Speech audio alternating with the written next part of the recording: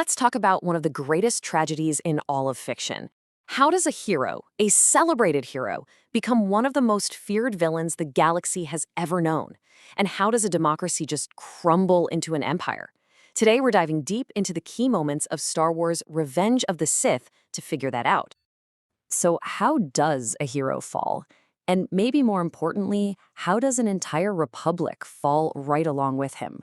You see, this story, it's not really about a huge galactic war. It's about a personal war, a war inside one man's head. And the choices he makes, well, they're going to seal the fate of trillions.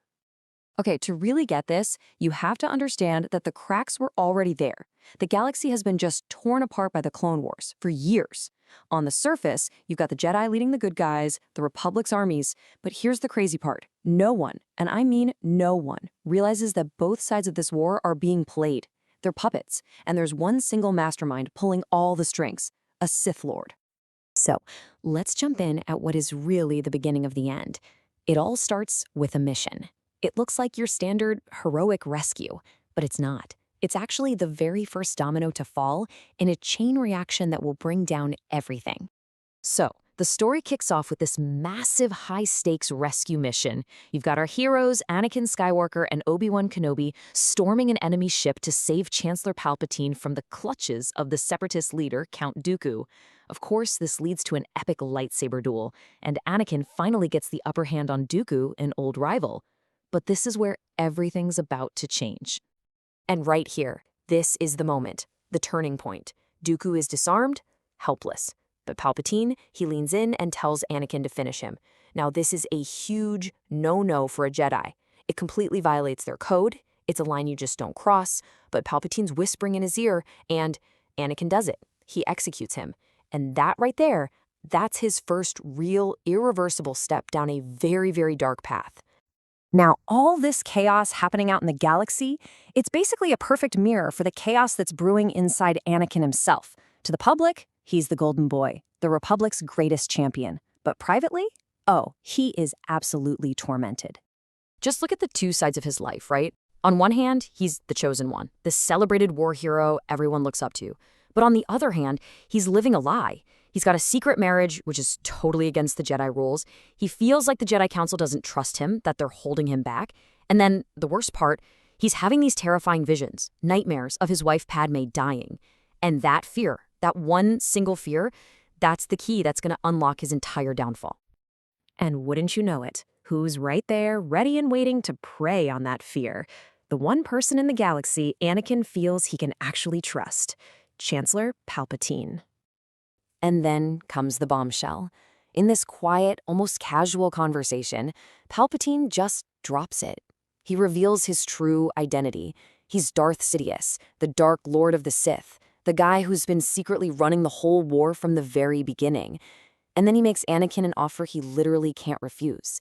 He tells him the dark side has forbidden knowledge, including the power to stop people from dying, the exact power Anakin is desperate for to save Padme. So how do we get from A to B? Well, let's break it down. First, you've got those terrifying visions of Padme's death creating this constant nagging fear. Second, you have the Jedi Council pushing him away, making him feel isolated. Third, Palpatine dangles this twisted, dark side solution right in front of him. And that leads to the final step. When the Jedi finally figure it out and go to arrest Palpatine, Anakin has to choose. And he doesn't choose the Jedi. He intervenes to save Palpatine because, in his mind, he's saving his only hope of keeping Padme alive. And that's it. That's the point of no return. The Jedi Master Mace Windu is dead, thanks to Anakin's intervention. Anakin Skywalker, the hero, kneels before Darth Sidious. In that moment, the hero is just gone. Sidious gives him a new name, Darth Vader, and his very first assignment, to go and destroy everything and everyone he once swore to protect. Now that he has his new apprentice, Palpatine's final endgame plan can be set in motion. This is the moment the entire galaxy changes forever. It all comes down to two numbers, 66 and one simple command, execute Order 66. See, this was a secret contingency order, a little bit of programming hidden inside the brain of every single clone trooper, and it had one horrifying purpose: to make the clones see their Jedi generals as traitors to the Republic and eliminate them. The effect is, well, it's instantaneous and it's absolutely catastrophic. All across the galaxy, at the exact same moment, clone troopers turn their blasters on the Jedi they'd been fighting alongside for years. A galaxy-wide coordinated betrayal. And while that's happening, where's Darth Vader? He's leading an army of clones right into the Jedi Temple, the heart of the Jedi Order, to finish the job. In just a few hours, the Jedi are basically wiped from existence. But this tragedy isn't just about the fate of the galaxy. It gets so much more personal.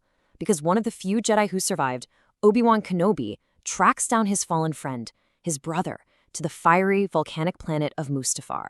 And this is it, the ultimate, heartbreaking confrontation. Look, this isn't just a simple good guy versus bad guy fight. This is so much more tragic. It's a duel between brothers. Obi-Wan is fighting because it's his duty, and you can tell it's tearing him apart. Vader, on the other hand, is fighting for this new, twisted vision of power and bringing order to his new empire. These two, they were family, and now they're trying to kill each other. And the duel, it ends in absolute heartbreak. Obi-Wan wins. He defeats Vader. But he just can't deliver the final blow. He can't bring himself to kill the man who was his brother. So he just leaves him for dead on the banks of a lava river. It's a victory that feels completely, utterly like a failure. So, the Jedi are gone. His new apprentice is broken, but still alive. Now Palpatine can make his final moves to consolidate all that power and complete the transformation of the entire galaxy. So, here's how this whole family tragedy wraps up. Anakin is found and rescued by Palpatine, who encases him in that iconic black suit of armor. He's fully reborn now, not as Anakin, but as Darth Vader. As for Padme, she dies, literally from a broken heart, right after giving birth to twins. And those babies, Luke and Leia, they're separated and sent into hiding to keep them safe from their own father and the new emperor. And just like that, the final shift is complete. The Galactic Republic, a democracy that stood for 1,000 years, is officially reorganized into the first Galactic Empire. The Jedi Knights, keepers of the peace, are replaced by the Sith Lords. Chancellor Palpatine is now Emperor Palpatine. And the hero we started with, Anakin Skywalker, is completely gone, replaced by the villain, Darth Vader. And that's how the war ends. The Sith have won.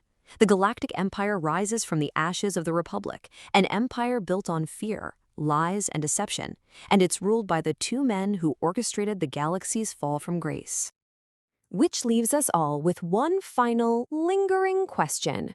In a galaxy that's been completely shrouded in darkness, where the bad guys have totally won and the last little sparks of hope have been scattered to the far corners of the universe, where could a new hope possibly even begin to come from?